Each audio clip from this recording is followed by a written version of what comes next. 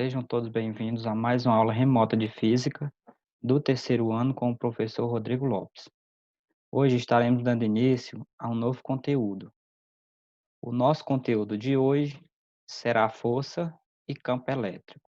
Os materiais que eu estou disponibilizando para vocês através do Google Sala de Aula é esse vídeo, além desses slides. E vocês também poderão estar acompanhando a aula através do livro didático na página 37. As atividades de hoje é leitura do livro na página indicada e nós teremos um fórum. Ao final da aula eu estarei explicando sobre o tema do fórum. Vamos entender primeiro o que é força e campo elétrico. Na verdade, essa aula a gente vai estar trabalhando principalmente a força elétrica. Vamos dar de início conhecer o histórico. Do final do século XVIII, Charles Augustin de Coulomb construiu um aparato chamado balança de torção. Nela é possível avaliar o deslocamento angular de duas cargas próximas, devido à força de atração ou de repulsão. Durante o deslocamento, o corpo em movimento provoca uma torção de um fio, que é registrada na extremidade da balança. Então, basicamente, o que foi que ele fez? Ele criou um aparelho, um aparato que media como se comportava as forças de atração ou de repulsão. Foi que nós já vimos que corpos eletrizados com cargas de mesmo sinal se repelem, têm uma repulsão, e cargas de sinais opostos se atraem. Então, a partir de agora, o Coulomb ele começou a estudar com que força ocorria essa atração ou essa repulsão. Aqui eu tenho a imagenzinha aí da balança de torção que ele criou.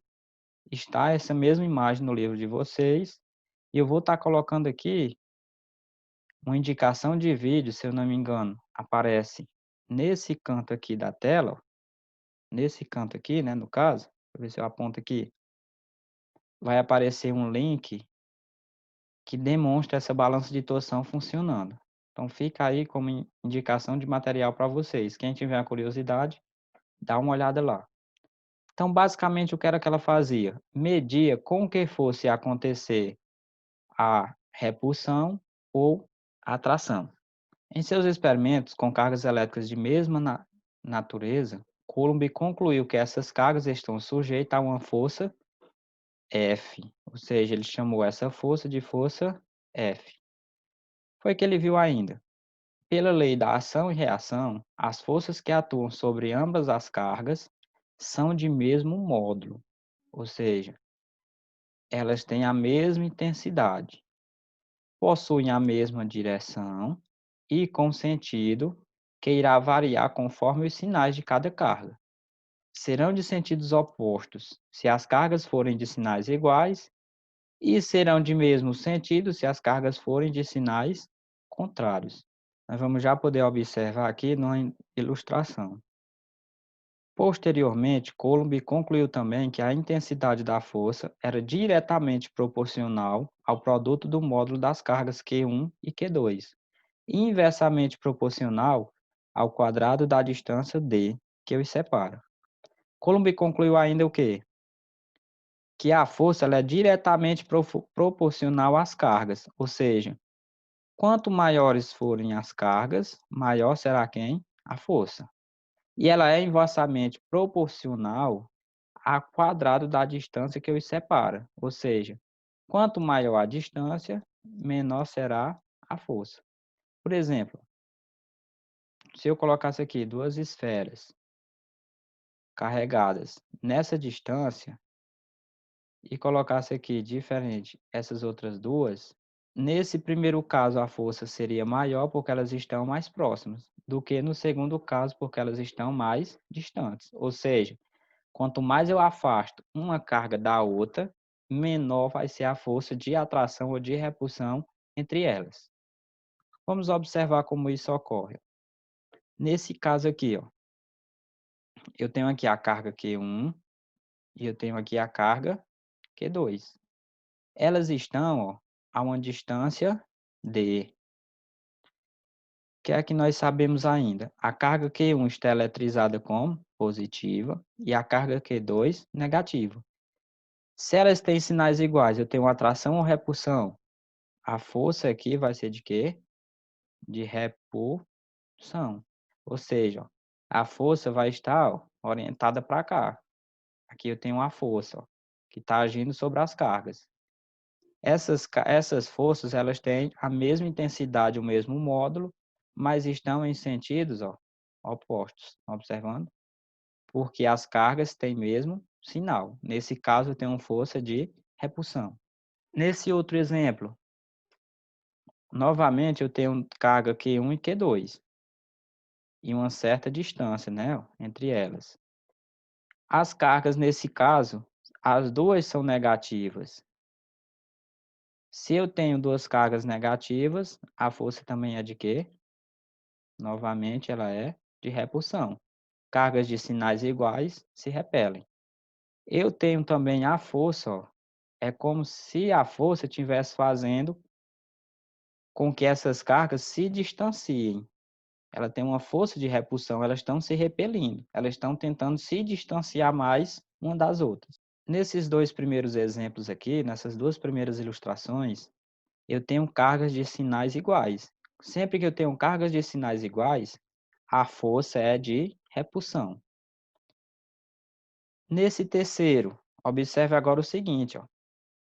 A carga Q1, ela é positiva e a carga Q2, ela é negativa.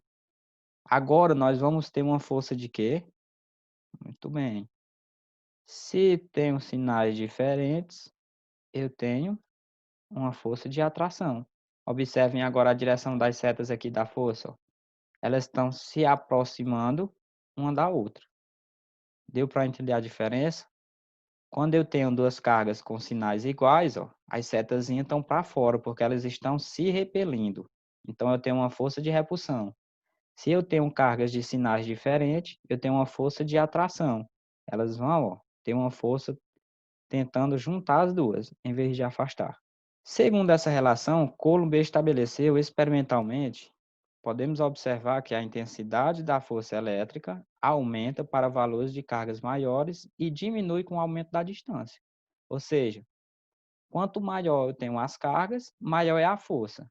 E quanto maior tenho a distância, menor é a força. Observaram a relação? Força e carga, as duas aumentam juntos ou diminuem juntas. Força e distância, se eu aumentar a força, é porque a distância diminuiu. Se eu diminuo a força, é porque a distância aumentou. Eu tenho grandezas direta e inversamente proporcionais. Para obtermos um valor para a intensidade da força elétrica, é preciso uma constante eletrostática. O que seria essa constante? As cargas, elas sempre têm que estar em um meio, né? Em um meio qualquer. Como nós vamos estar estudando força, né? Ou meio genérico, nós vamos considerar sempre que essas forças elas vão estar no vácuo. Como nós estamos considerando a força no vácuo, ou as cargas elétricas estão no vácuo, essa constante ela vai valer sempre ó, 9 vezes 10 elevado a 9. Logo, quando nós estivermos aplicando a fórmula, o valor da constante sempre vai ser esse. A unidade de medida é Newton metro quadrado por Coulomb ao quadrado. Mas é importante lembrar que sempre o valor de K vai ser 9 vezes 10 elevado a 9. A expressão matemática da lei de Coulomb pode ser enunciada da seguinte forma. Então, Charles Augustin Coulomb, ele criou uma lei matemática para isso, né? Ele estudou e criou a lei, que é a nossa fórmula que nós vamos estar utilizando. F é igual a K vezes módulo de Q1 vezes módulo de Q2 dividido pela distância ao quadrado. Vamos entender o que é cada uma.